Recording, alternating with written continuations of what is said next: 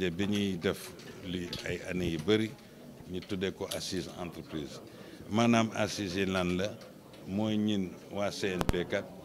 ñëw ne xaaral ñu daje waxtaan ak état waxtaan ak travailleurs yi waxtaan ak ñi nga xam ne ñoo nekk di yëngu si lu mel nii si biir sous-région bi tey nag ñi rafetlu trop taxawaay gouvernement bi suñu assise ndax lu toll ni lu ëpp fukki ministre ñëw nañu teewee suñu assise yi ñii si cérémonie ouverture ñee ñëpp di présider ñeneen ñi di présider ay atelier yi nga xam ne moo ngi daw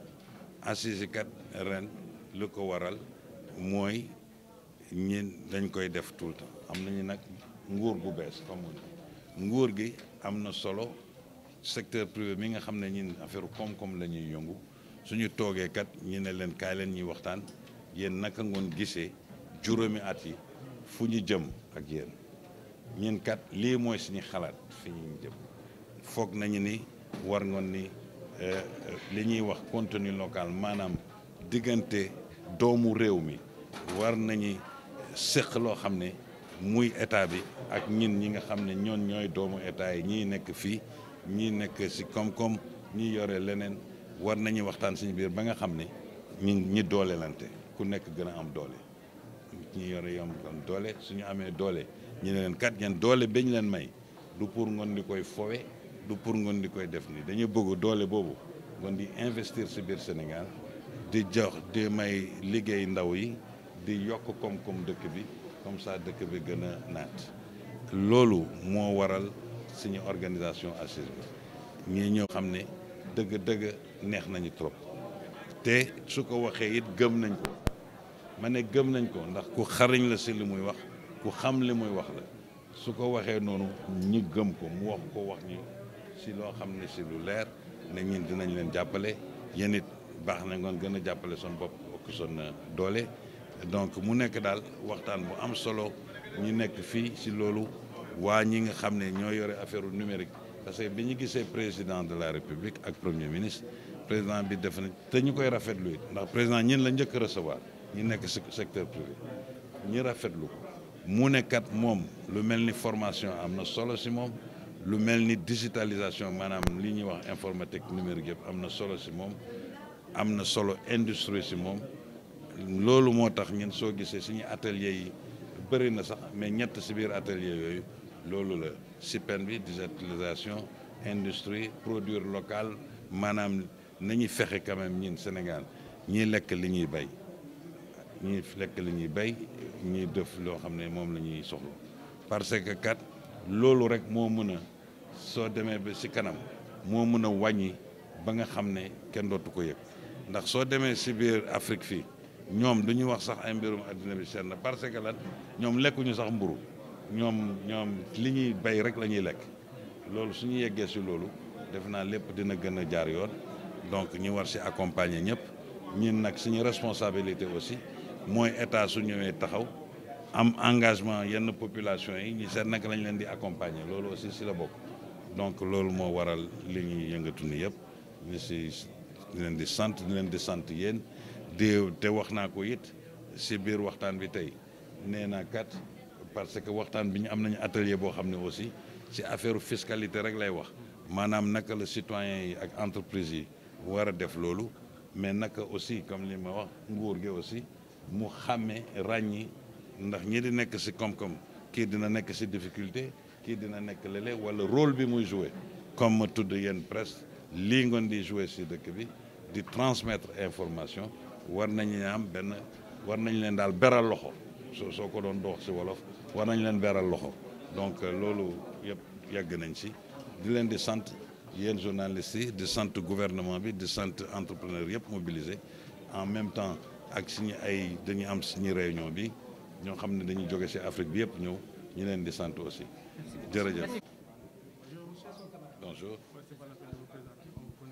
Merci.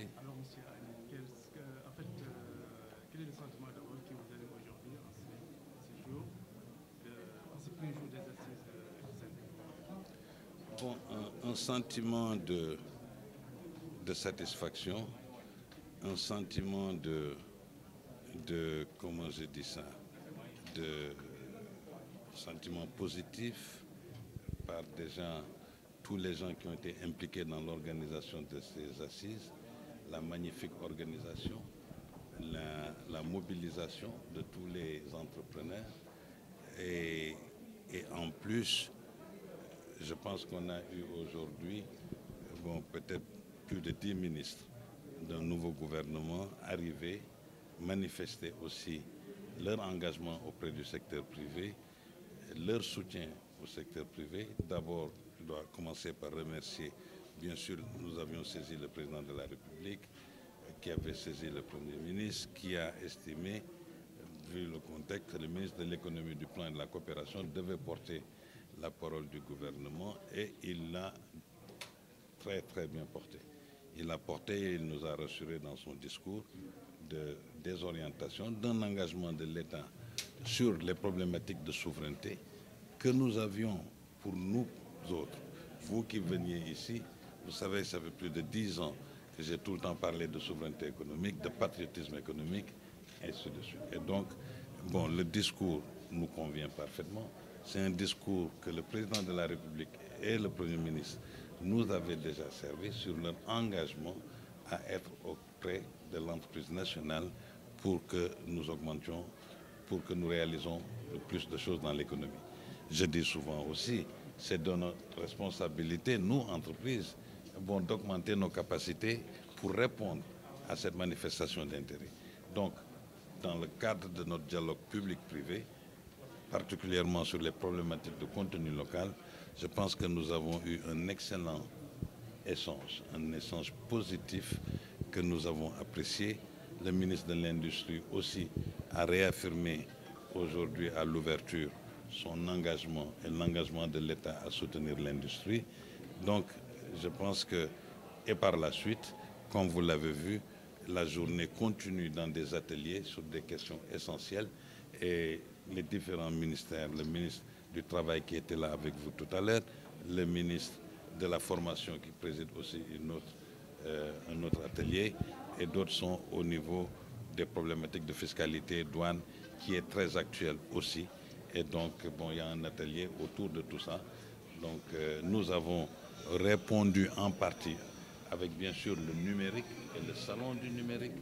qui est extraordinaire, une jeunesse mobilisée, de l'innovation. J'ai fait le tour avec le ministre de l'économie tout à l'heure et on voit toute la créativité, toute la capacité des Sénégalais dans ce secteur